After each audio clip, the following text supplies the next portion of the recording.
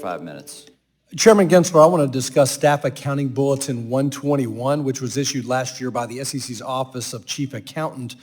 SAB 121 requires SEC registrants, including banks, to include on their balance sheets crypto assets that are custodied on behalf of their clients.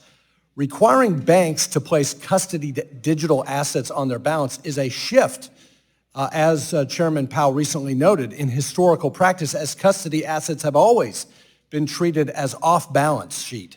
SAB 121 changed that, and I'm concerned about the consequences because banks have capital, liquidity, and other prudential requirements that non-bank custodians do not have, meaning that banks cannot offer digital asset custody services at scale without significant balance sheet implications.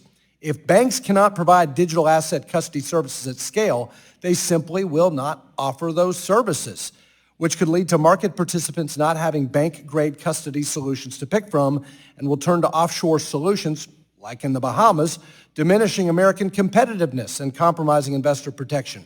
Chairman Gensler, has it occurred to you the irony that at the same time you pursued SAB 121, which has effectively precluded highly regulated banks from offering customers the safety and security of segregated digital asset custody services, not a single one of the 4,500 employees under your supervision at the SEC noticed that FTX was allowed to commingle customer funds, allowed FTX to trade, settle, custody, lend, and borrow digital assets without institutional-grade custody?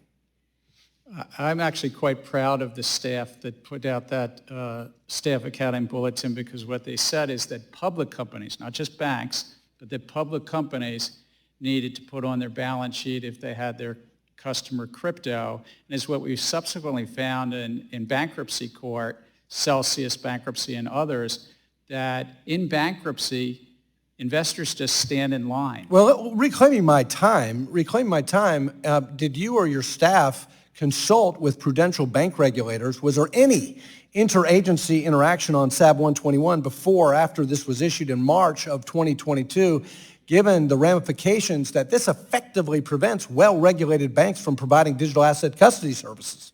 There was significant dialogue beforehand with accounting professions at the Big Four and others, because this question kept coming up, but there has been consultation about this with the bank regulators subsequently. Well, I find it very interesting that nobody at the SEC under your supervision noticed that FTX, a one-time $32 billion company, was run on QuickBooks.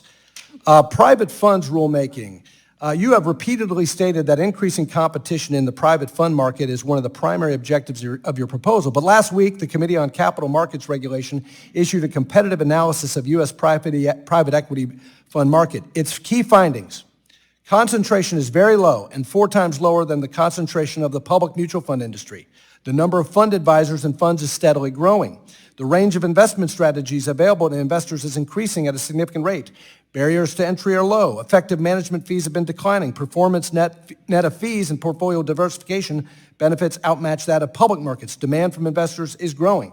This analysis directly refutes the entire basis of your rulemaking, that there is a lack of competition in private equity. Indeed, your proposal will have the exact opposite effect: reduce competition in U.S. private funds markets, including disadvantaging newer and smaller private equity advisors and decreasing the number of investment opportunities available to investors.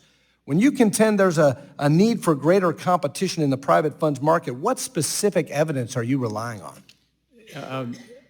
Just looking at this field and what the limited partners came to the SEC and did various filings with us saying they needed greater transparency about fees, about performance, and about the side letters, and particularly the side letters, because the fund managers are cutting special deals. If I might just say on the earlier point on crypto, if these companies had registered, we'd be able to look at their books and records. But when they don't register, the only tools we have is actually investigative. Well, reclaiming my time and back to private funds, you know, the United States has only 4.4% of the world's population, but 50% of the capital is raised here.